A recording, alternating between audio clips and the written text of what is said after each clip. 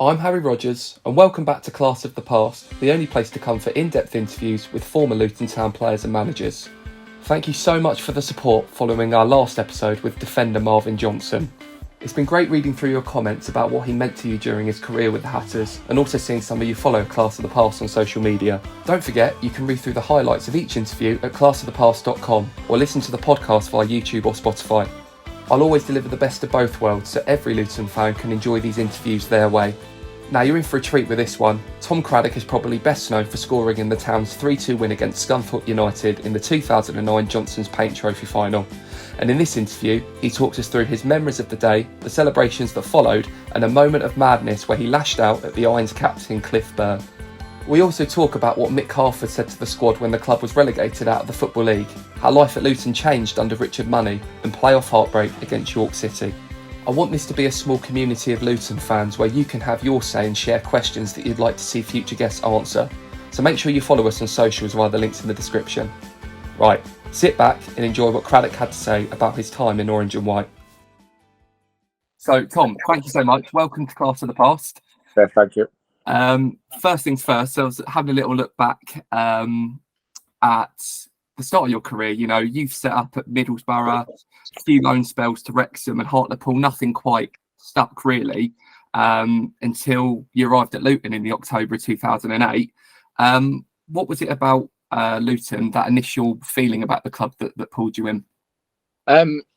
So I'd sort of, as you just mentioned, I'd had a couple of loan spells.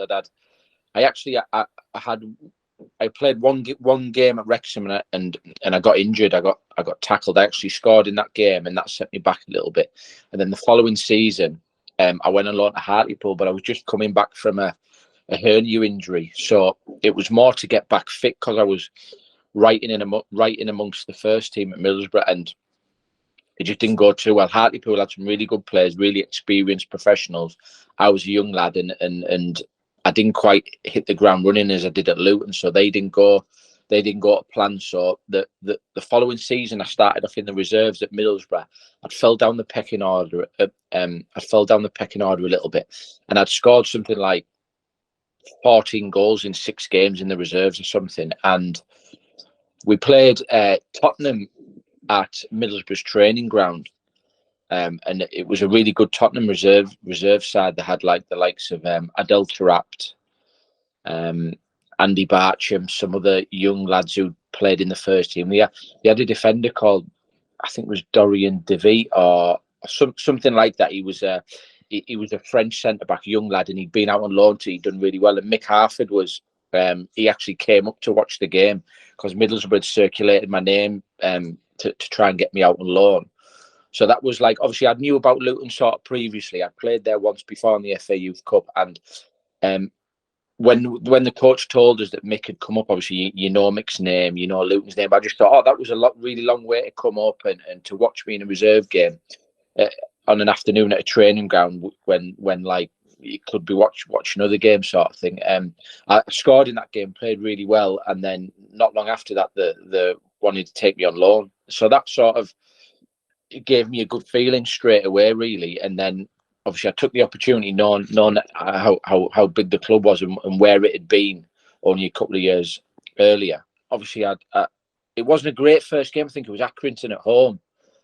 We didn't play very well, and then obviously we had the Grimsby game on the Tuesday, and it just went really well the loan spell, and I had quite a bit of interest to go to sign for a few different clubs in other divisions, but I just really enjoyed my time there. Like, I don't know what it was. I enjoyed staying. I stayed in the Chiltern, just down from the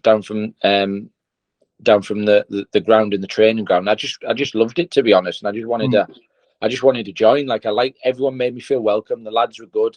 The coaching staff, the manager was spot on. It just felt right to sign, and that's how it sort of my love affair with Luton started, really. Because obviously I still love the club now and still support them now. Yeah. That's amazing to hear. When the transfer was made permanent, I was actually listening to an interview with Mick Harford recently. He was saying the players he was bringing in at that time, it wasn't very much about money or anything like that, because, you know, there was the point deduction, and he said it was very much about selling the club to the players and getting them involved with what Luton was all about. Do you have any memories about those chats you had with Mick Harford initially? No, so when I first agreed to join, like usually what happened when I went on loan, sort of the club who wants to take you on loan will get in touch with your club. Then your club will say to you, do you want to go on loan? Obviously, being a young lad, I said, yes, definitely. And then I spoke to Mick. Mick rang me, I think, and he just told me, you'll train tomorrow, come down. And he told me, I remember he told me which junction to come off on the M1. I was like, yeah, no problem. Well, I'd never really drove too far before. So I didn't even know how to read a junction, on the signs on the motorway. I didn't know what it was. So I'm in the car, I'm going to me, Dad, how do I know which junction? He said, my dad's useless. He said, I don't know. And then I just sort of when I was driving, I was like, oh, obviously you see the numbers. And that was a conversation I had with Mick.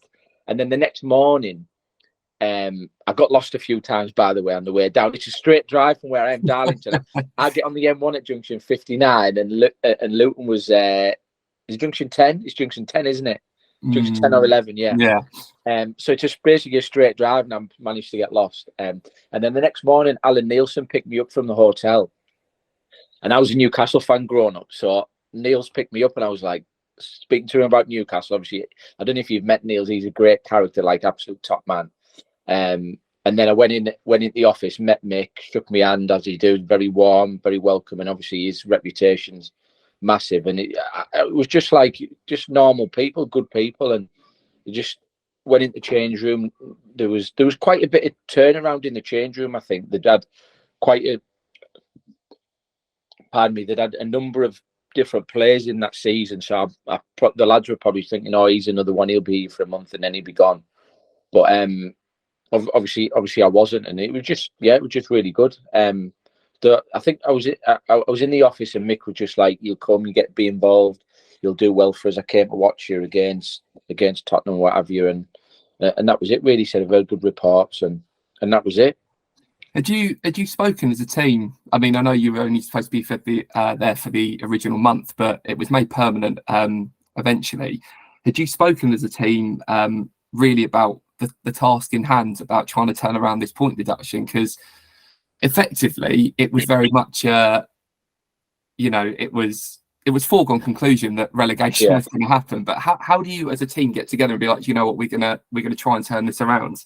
Do you know what, looking back, and as you're saying it, then you look back at the points and you're like, yeah, it was a foregone conclusion, but in my head I was like, oh, we can stay up because every team we played when I was there on loan, I think we had one game when we played Darlington, which is the town I'm from, and I think they beat us 4-1, and we didn't play very well that day. But every other team, we absolutely battered, and we just couldn't seem to although we scored goals, we just we couldn't seem to put teams to bed. And then even when I signed permanent, we were absolutely battering some teams, and then we were getting beat, or we were drawn, or we would often go down a goal and then come back. So it was weird because I kept thinking, oh, we're going to stay up, because we were capable of going on a run, if that makes sense. But looking back, you think it was a tough task. But do you know what? I wasn't even really bothered. I was just I was enjoying my football that much. I was loving being part of the first team. I had fans singing my name and stuff. You know what I mean? It was brilliant for me. So I was just like, oh, if we go down, we'll come straight back up. Obviously, you don't know you don't realize it's that hard. Although we went close. Obviously, we went in the semi-finals of the playoffs, so we could have done. But yeah, I didn't really think about it, to be honest. You just get on with it, and I was really enjoying my football as well. And I think the final gave us something to be positive about as well. You know what I mean? Sorry, not the final. The Johnstone Cup run gave us something to be positive about. So that was it was a nice balance. And as I say, we had great lads in the change room as well. It was a really good change room. We'll get to the paint trophy in a minute, because there's lots I want to talk to you a little bit about that. But just also, you're a young lad away from home for the first time. You said you were staying in a hotel. Did any players kind of take you under their wing just to help you settle in? To be honest, not to begin with, because I was quite. I wasn't shy, but I was quite quiet. Like I was when I'm very different now. But when I was younger, I was quite reserved. So I would go and shake everyone's hand, say morning, but I would never like open up to people to begin with. So I was quite happy, sort of just going around doing my own thing. On my days off, I would have a trip into London because I'd never really been to London before, and I would just go and explore the area of a drive to different towns and that in the area. So I didn't really like mix too much with people. Although I made friends, I didn't mix too much outside. It wasn't until probably the next season, when I'd had a pre-season and I sort of started sort of like socializing a little bit and getting really friendly with people. Because I say my personality, I was quite quiet, if that makes sense, without being like aloof sort of thing. And so no one really took me under the wing to begin with. I suppose Nico, he was injured, so I didn't get to mix with him much to begin with until a little bit later on, and then the following season I got quite close to Nico, Kev Galantino, and everyone really, like Rossi. All really good lads. Really fond memories of everyone. But yeah, I was just sort of left to my own devices, really, and I quite enjoyed it. I mean, Kevin Nichols is certainly a character that came up when I spoke to Marvin Johnson. I think he said that he brought fireworks into training once. Yeah. What's he like around the place? He's certainly a leader, but I've heard many stories about the guy. What's he like to be around? Oh, he was absolutely brilliant. He was Nico was one of those guys that you could be nearly fighting with him on the pitch or in the change room, and he would have no hesitation in telling you if you did something that he didn't like. And I was quite fiery, so we had a few arguments and few head-to-heads in training and stuff. But then it was literally forgotten about as soon as you're off the training pitch and you'd shake hands and what have you. And that's what I really liked about him, because there was no black or white areas with him. And there was lots of stories going around about things that had happened previously, and it was just brilliant, just so funny. Like he used to come in and you wouldn't know what was going on, or you wouldn't know if a trick's being played on you or someone else. But there was loads and loads of stories about things that had happened in previous years. I think Keno, I was quite close to Keno. And he said when Keno was in the youth team, Nico was captain, I think when they're in the championship or something like that.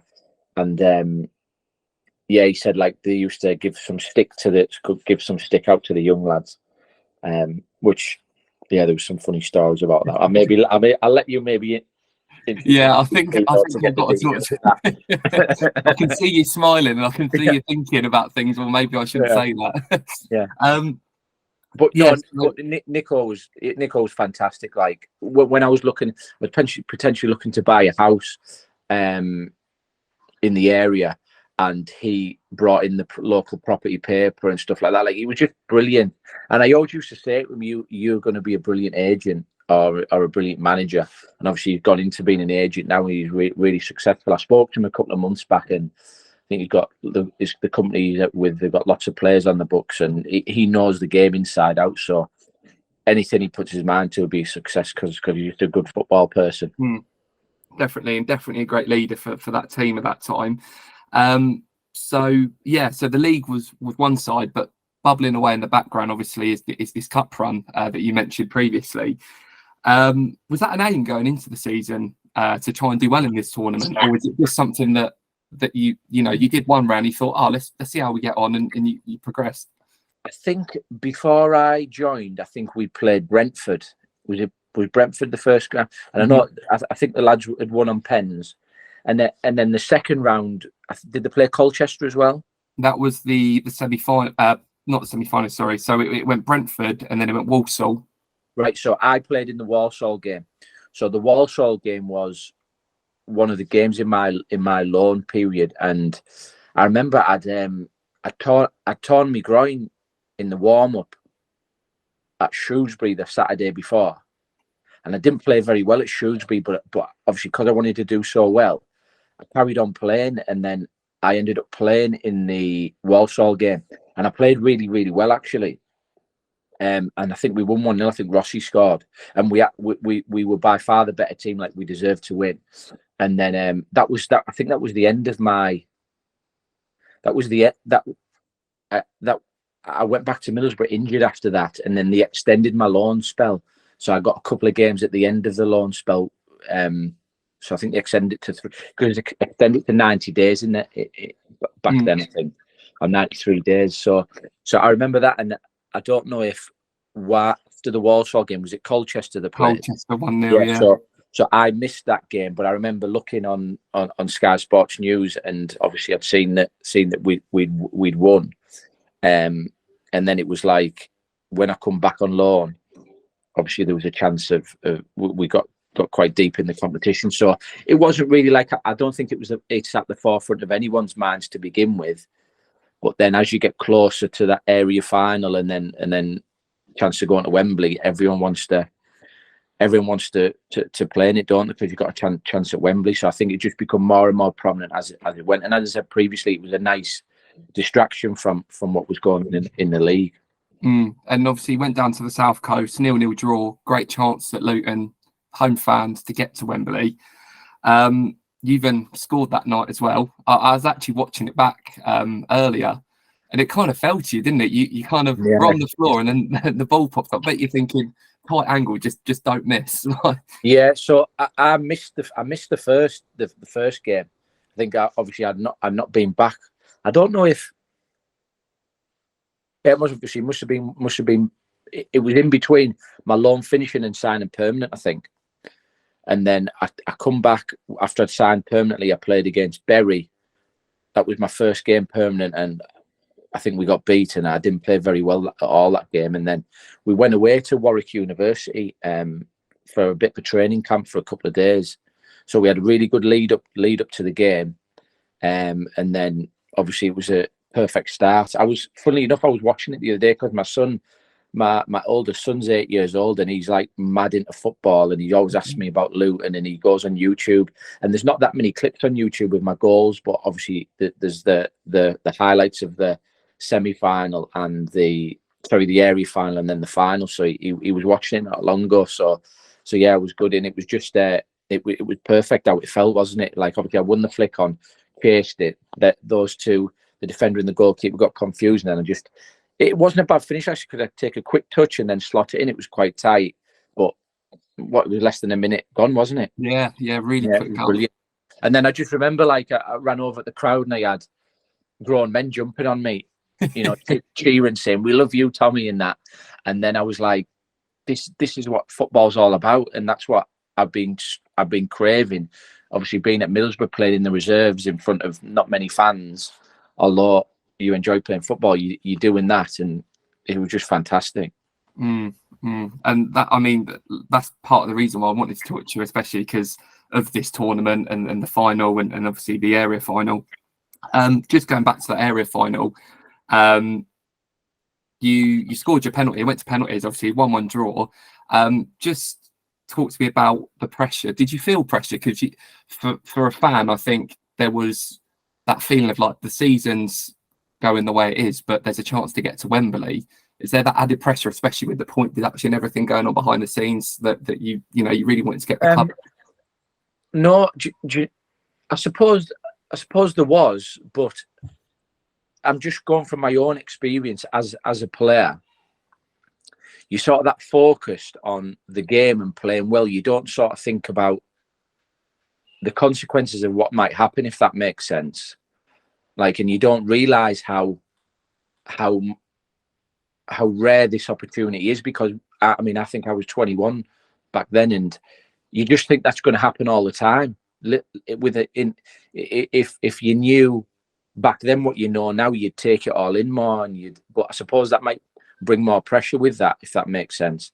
Because like when I'm taking the penalty, didn't feel pressure. To practice penalties all the time. Scored a lot, missed a few, so I was quite experienced at taking penalties. I knew where I wanted to put it, and I think because we were quite a young team, everyone was just probably of the same mindset, just enjoying it, thinking, "Oh, this is normal. We're getting to a final. If we don't get to this final, we might get to another final in a couple of years." But football obviously doesn't work like that. But you don't know that when you're young, and I think you don't really you do listen to advice, but you don't really take it in, because to get to that level as a footballer, you've got to be quite single-minded and have your own mind. And I think a lot of footballers are a bit like that. But yeah, it was great looking back on it. Absolutely brilliant. And I suppose there was a lot of pressure as well, because the fans had a big there was a big expectancy to try and get through, and obviously Brighton with a league above us. But yeah, you just take it in your stride, I think. And there was great celebrations that night. You said about scoring the goal, grown men grabbing you and stuff. I mean, everyone flooded the pitch as well. Then you get to the final.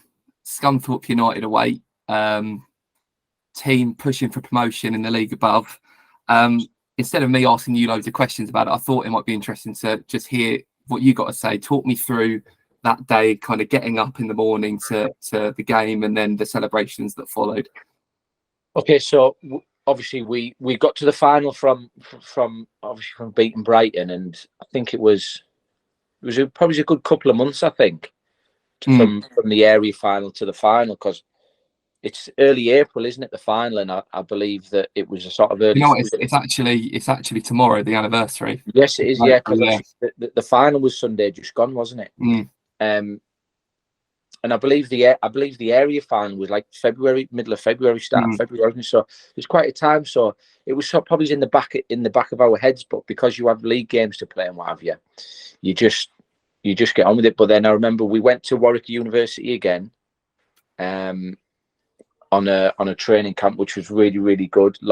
It was nice facility, good training pitches, and we had some good sessions there. We had lot of time to relax and chill out with the rest of the lads, which was really good.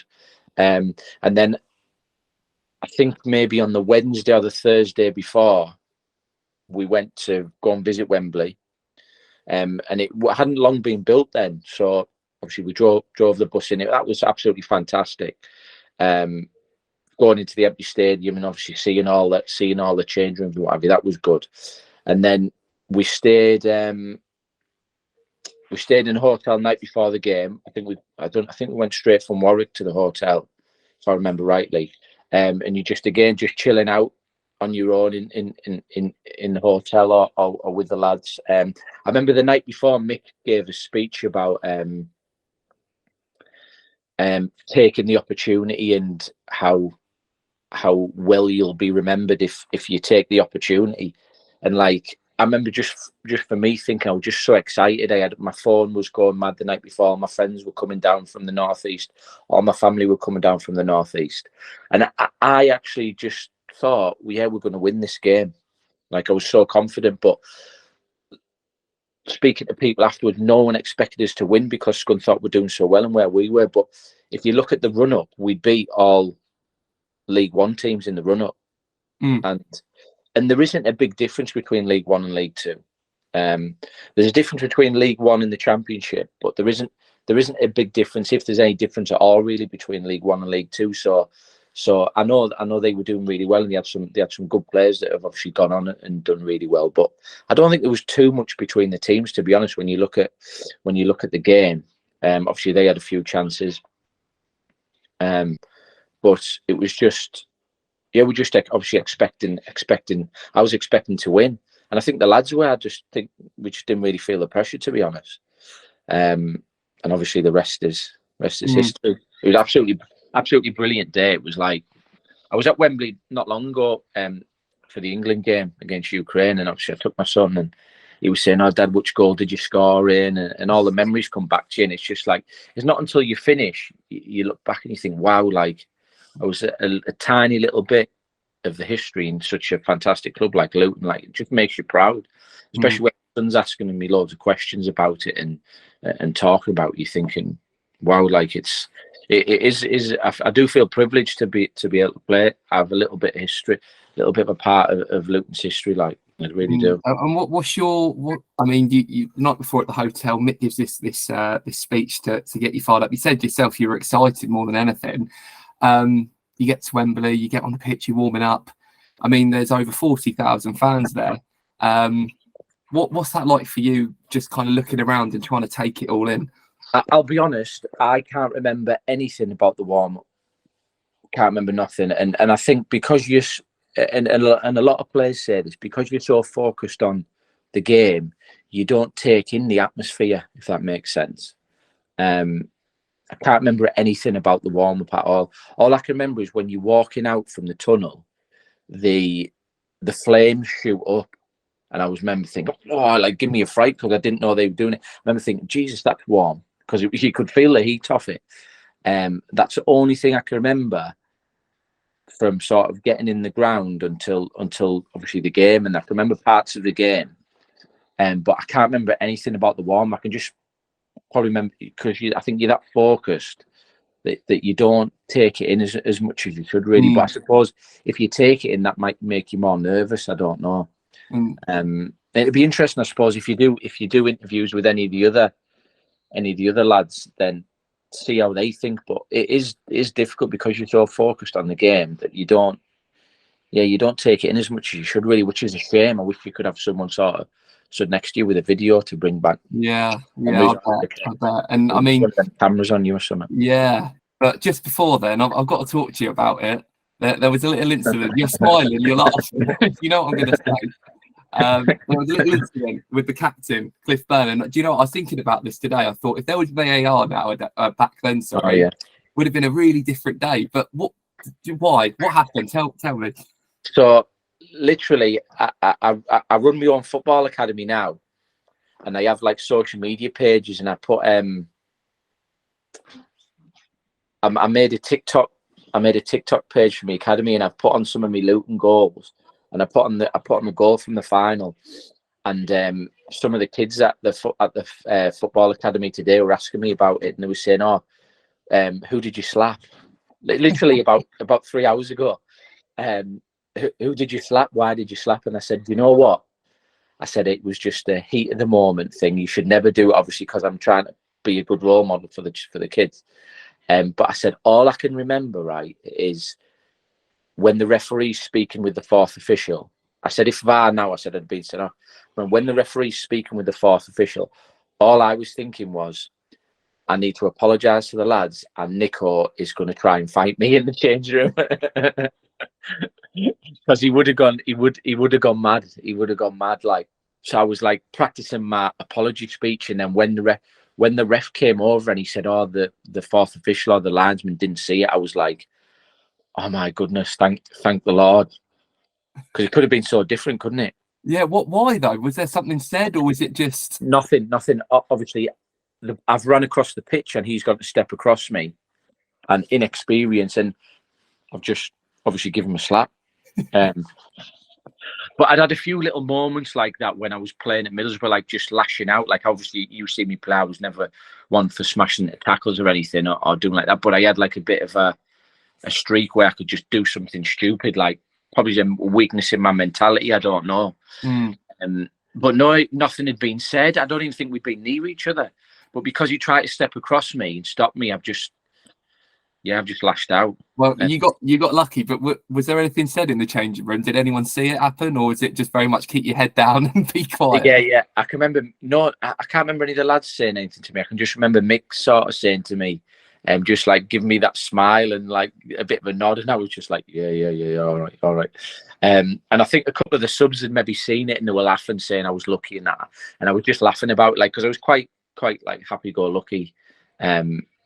So I was just probably laughing about it, really thinking, thank God I've not been sent off. Really lucky that day, really lucky. I mean, it could have changed the game, but luckily it didn't, because you actually, second half, you get us in front. A nice goal as well, chest down just outside the box, bottom corner. And I watched it earlier, and you're straight off to the fans in the corner celebrating. What's it like to score at Wembley? Do you know what? After I had the conversation with the lads at the academy, they were like, "Oh, your goal was decent, wasn't it? Your goal was good." So we were practicing the half volley at the academy. But my knees are done now, so I couldn't. I didn't hit it. I didn't hit any of the balls as sweet as I did. But I can remember like everything about the goal. I think Chrissy crossed it in, and I think Rossi knocked it back, and it's just one of them where like you practice your finishing loads and you practice like your technique and stuff. And it was like everything you'd want in a good half volley, head over the ball, good first touch, tight, all those sorts of things. Like, it was just perfect, really. And it was just the stars aligned for me to score that goal at Wembley, and that feeling. And then obviously you go over and you cheer. And I've got, actually, with my football academy, when I made a website, and I bought some photos from the final, and I've got them on my website. And the main photo on my website is it's like me from the back, and you can see me with my arms up after scoring. You can see all the fans cheering, and Wow. like, it just makes me so proud that I was able to do that. And I've got friends who live in London, and they come across Luton fans, and my friends are like really close friends, and they're quite proud that obviously I play football and stuff. And they always say, the Luton fans always say how much they enjoyed that day. And obviously to just be a part, as I said before, be a part of a little bit of history in the club, and to have like quite a prominent role in the day of assisting and scoring. It's just, I just feel really proud to have done it. I just wish I was able to take it in more. But when you're young, you just think it's going to happen every other year or every year. You just think it's normal. So, yeah. Well, I was going to say to you, you said you couldn't take it in because you concentrating the game in the warm up and the task in hand. Was there ever a moment that you can think back to where, when you get the trophy and you stood on the raw box and you're looking across? Is there anything, or is it just wrapped up? I can remember. I think I came off with about 7, maybe 10 minutes to go or something like that. I think it was Claude Nakper that came on for you. Yeah. On to score the winner. Yeah. And I can remember just being sat on the bench, and I was looking around, obviously, because you start winding down, don't you? When you know, if I was a sub and you're thinking about coming on, you're still focused. But because I was sort of winding down, there's nothing you can do. And I can remember I was gutted that they scored, because obviously I wanted to score the winning goal. That would have been like unbelievably good. But I can just remember thinking, like, looking around the fans and seeing everyone cheering and stuff, and thinking, wow, this is unbelievable. So I did I can remember being sat and like started sort of taking it in from then. And then obviously when Claude scored and then the final whistle went, I can remember running on the pitch, and yeah, it was just euphoria. You just absolutely buzzing because you've won at Wembley. It was one of the first games at the new Wembley, I think, or obviously that amount of fans, all family and friends there, and I can remember the celebration on the pitch with the flag, the scarf and stuff. And I didn't want to come off the pitch. I didn't want to go in the changing rooms. Yeah. But like, you're just loving it. It was just brilliant. I mean, it's definitely something that's still highly thought of at Luton. I actually put out something on social media saying that I was going to be chatting to you, and Nick Owen actually replied and said, I said I'll be sure to ask him about that infamous day. It's definitely still something that's widely spoken about. It was, it was a great day to be there, and I'm sure it was brilliant for you as well to get that goal. I was just going to say, moving away from Wembley in the celebrations, obviously we had to go back to the league. Again, relegation inevitable. I don't think the team actually picked up another win after that final. I think it was a bad patch. That obviously, the inevitable happens. When that did happen, how do you adjust to life from like a football league team, then moving into the conference? I think the next game the next week was against Lincoln, away. I think we drew 0-0, and I think I know personally for me, of what happened in the final and playing such a big role, I struggled with that, coming down from that high, and my form was crap for about 5 or 6 games. Like, I didn't play very well at all. I think I scored a couple of penalties between then and the end of the season, but I struggled with it, to be honest, because it was like you've gone from that high, and then obviously you've got to bring yourself back down. And I think obviously, as a team, we didn't pick up many wins after that. So I think everyone struggled a bit. And then not long after that, obviously we got relegated. I think it was after on the bank holiday Monday, I think it was. I think, was it Chesterfield at home?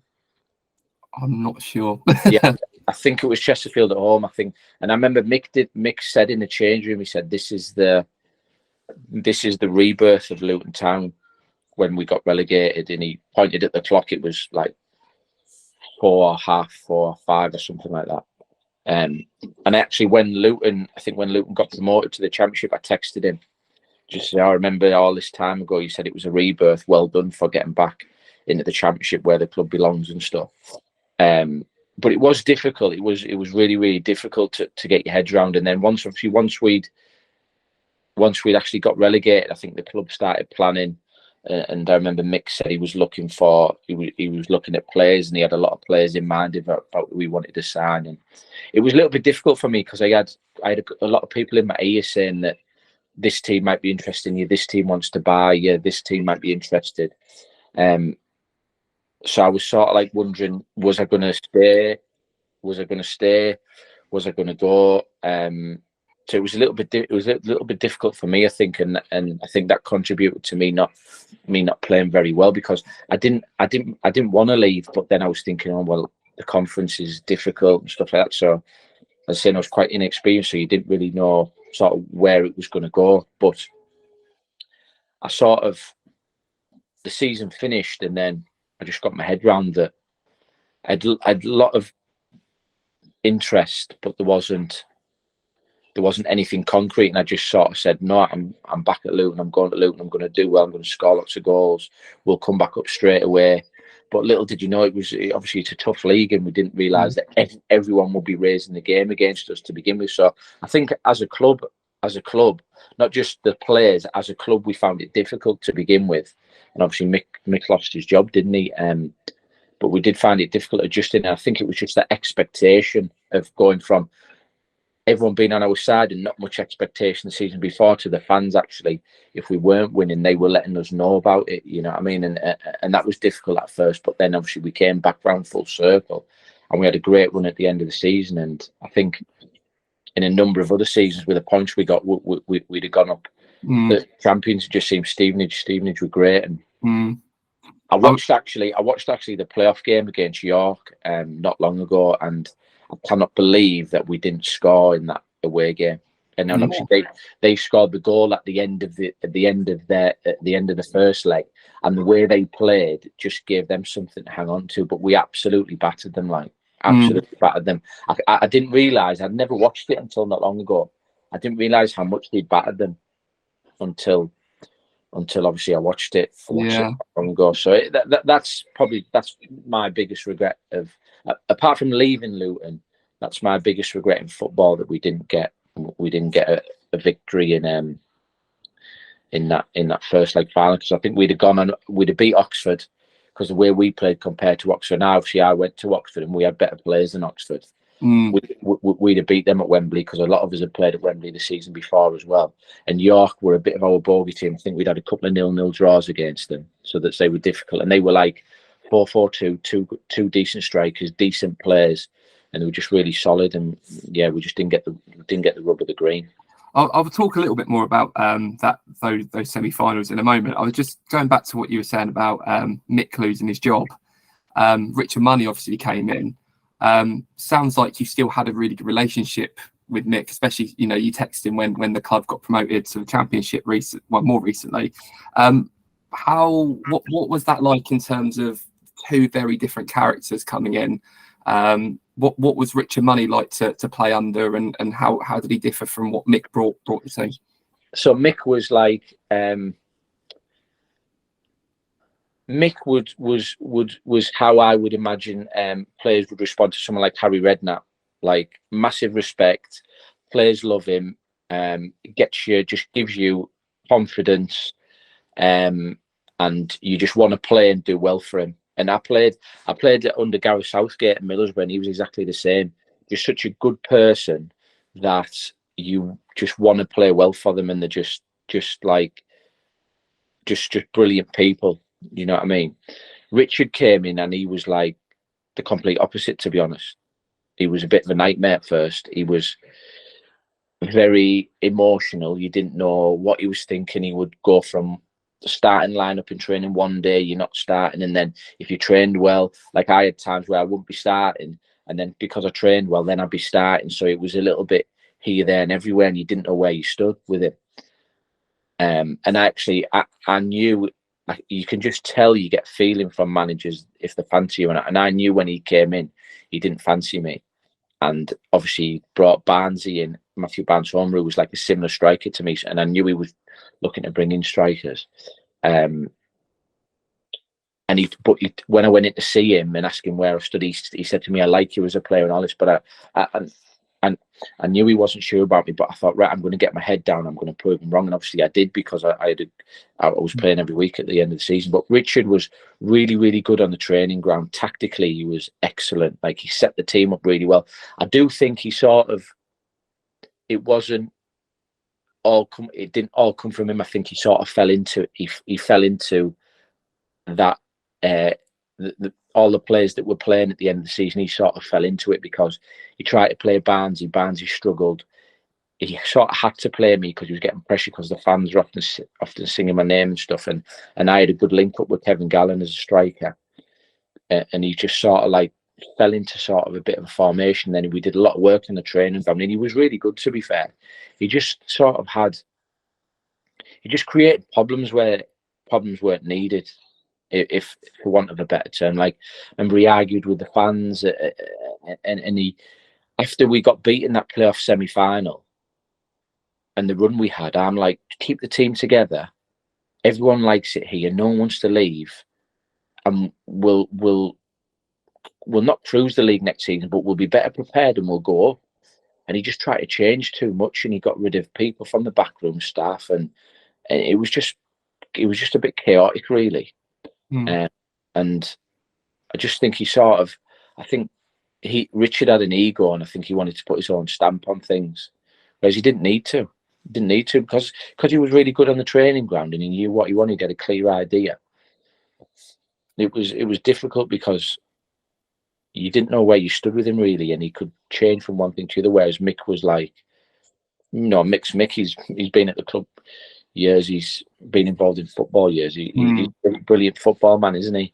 I would say Richard was tactically better than Mick, but Mick was just made you feel $1 million, and you knew what it meant to play for the club. And I was gutted that obviously he lost his job, but we just weren't playing well. But I think it was more teams were lifting their game to play against us, and we struggled with the expectation. Not just the players, the coaching staff, I think probably the board as well, and then the fans had unrealistic expectations, because we weren't Championship or Premier League players. We were conference and lower league players, so it took a bit of time.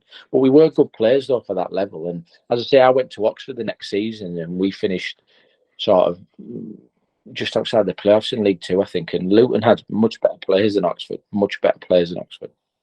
That expectation that you said amongst the fans, I think for them it was very much, we'll go down, we'll come straight back up again. We're Luton, we're bigger than most. Well, we are bigger than the teams around us.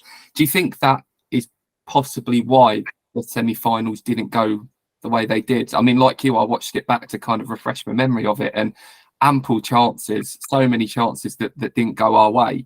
Do you think it was just that expectation that played into that, maybe? I think at the start of the season it was definitely when we were underperforming, but I don't think it was at the end of the season, because we were in a groove, and when you get in that groove of how many goals we were scoring, we were literally steamrolling teams. I think the only team we didn't steamroller was Stevenage. I think we beat them 1-0 at Stevenage. Barnesy scored, but Stevenage didn't create many chances. They were very difficult to play against, and we didn't create that many chances. But all the other teams we played against, we just ran over the top of. So the expectation wasn't a problem at the end of the season, but that's because we had a settled team. We knew how each other was playing. Like I knew if Jay Cowles had the ball, I knew where to go. Do you know, that sort of thing? We all had a good relationship with each other. So it definitely was at the start of the season, but at the end of the season it wasn't. I don't think the expectation had anything to do with it in the playoff games. I just think it was we needed to defend better in at the end of that first leg, and our finishing and our end product needed to be better in the first leg. And I just think that was just probably a lack of quality, lack of luck. I don't know. But definitely wasn't expectation at the end of the season, but it was at the start of the season. Definitely, yeah. I think as well there was I think, like you said, I think it was 14 unbeaten going into those games. And yeah, it's difficult as well in the playoffs because I think the club finished about 10 points in front of York as well. So it's like, there's that feeling you should win. And I think it was that frustration at the end of the game that happened in the second leg where there was trouble on the pitch. Obviously, no one condones what happened.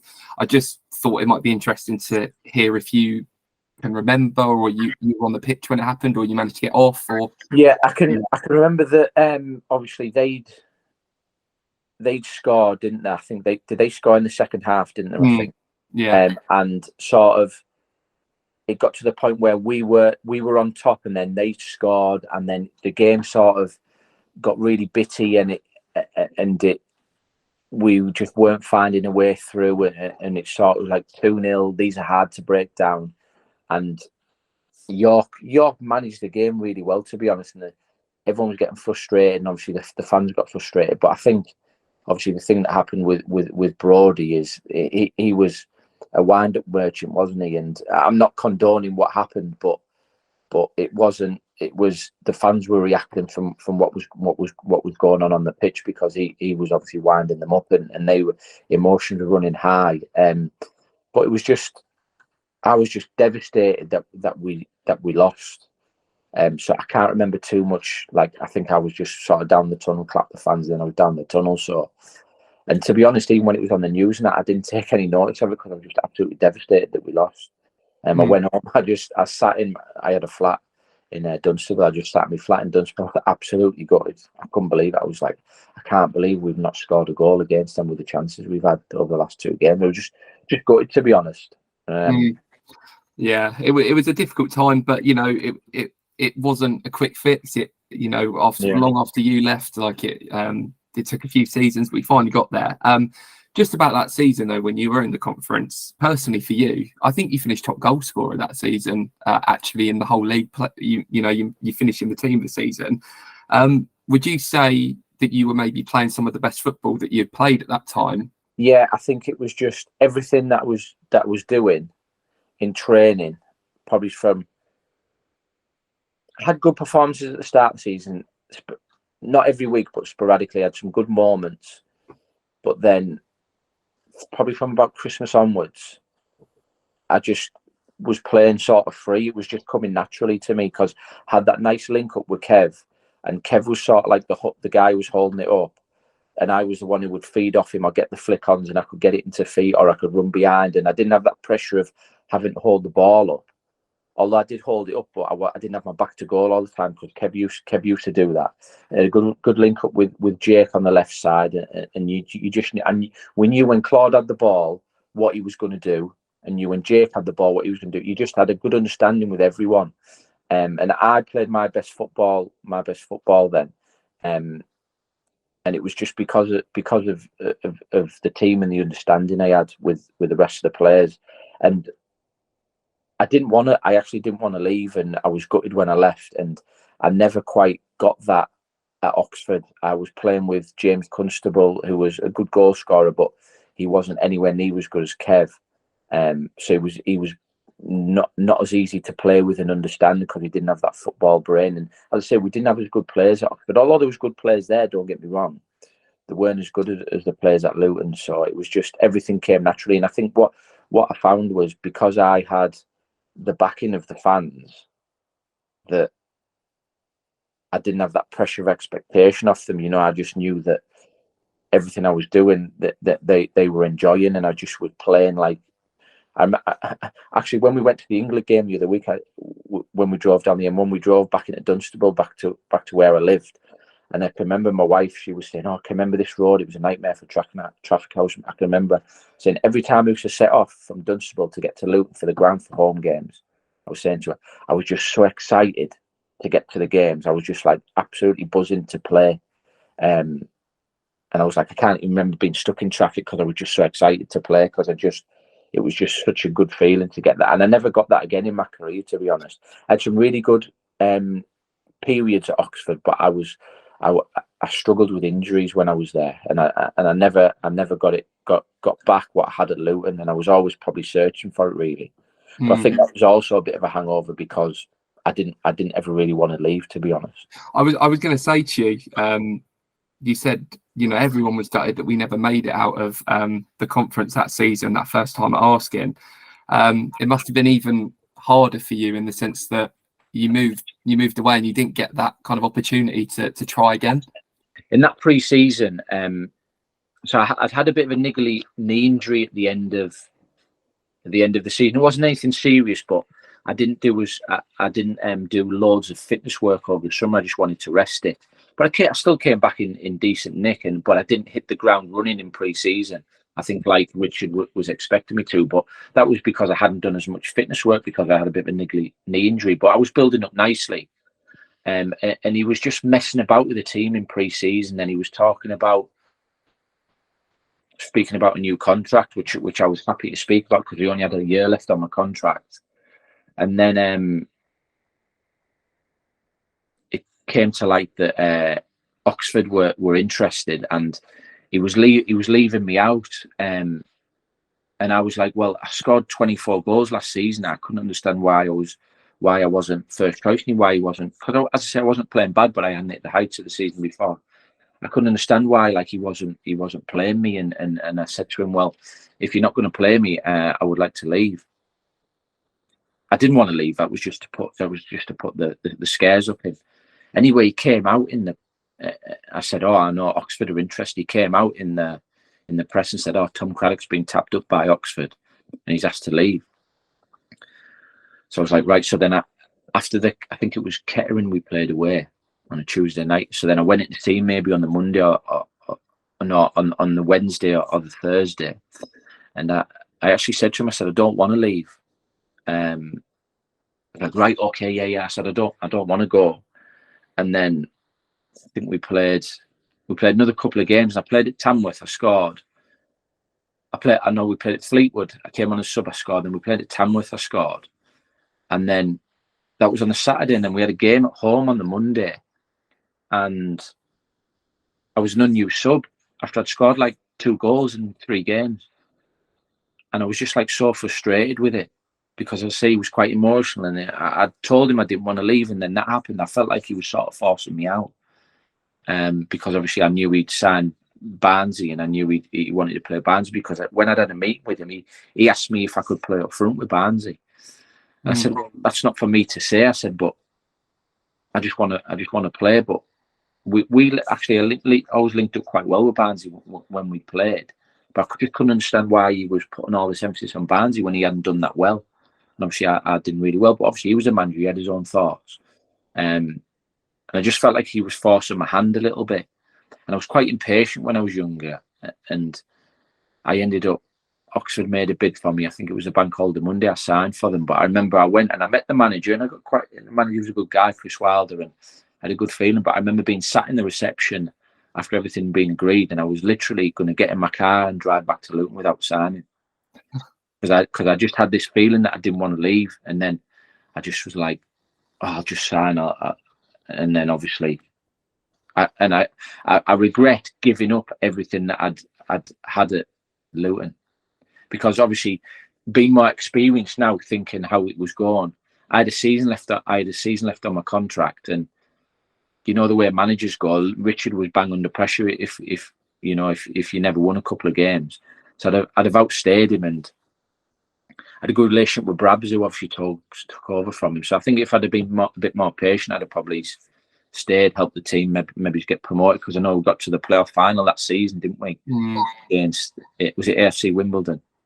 Yeah, I remember going to that. Yeah, that was another heartbreaking one. But I think the main thing is that, Luton fans still remember you very fondly, not just from Wembley goal, but also that season in the conference. Just thinking as well, I don't know if you've got particular memory or whether it's something that's maybe a bit of advice or something that sticks in your head. I just didn't know if there was something that you picked up at Luton that you still kind of use or remember to this day, even maybe in your coaching career. So the biggest thing I would take, and it's a football lesson, but it's also a life lesson, that when at the start of that season when we weren't doing very well, and the fans, because obviously Luton fans, they let you know when you're not playing well. And I remember I got subbed after being a hero at Luton. I got subbed in one of the games and I got cheered. The fans cheered when I got subbed off because I wasn't playing very well. And I was like, wow, this is tough. And I found it hard. And I could have crumbled and gone under, or I could have got my head down and thought, right, I'm going to prove everyone wrong, which I did. And that stuck with me, because whenever I've had tough times later on in my career, when I was injured, or post-football career, whenever I've tough times, you've got to put your head down and work hard and get on with it and work through it. And that's the biggest life lesson I took from being at Luton, is that you can change it if you just keep going. And obviously I did change it by the end of the season, and yeah, that sort of mentality I've kept, and I had it before, to be fair, but not to that extreme, because it's quite concentrated, obviously, when you're getting stick from the fans. But that sort of life lesson I still have that today, and I'm trying to. I've got 4 children of my own. I've got 4 boys, and obviously it's tough trying to bring them up, and they're the sort of life skills I'm trying to instill in them. That if you're having a bad day or something's going wrong, you just got to get on with it and keep working hard.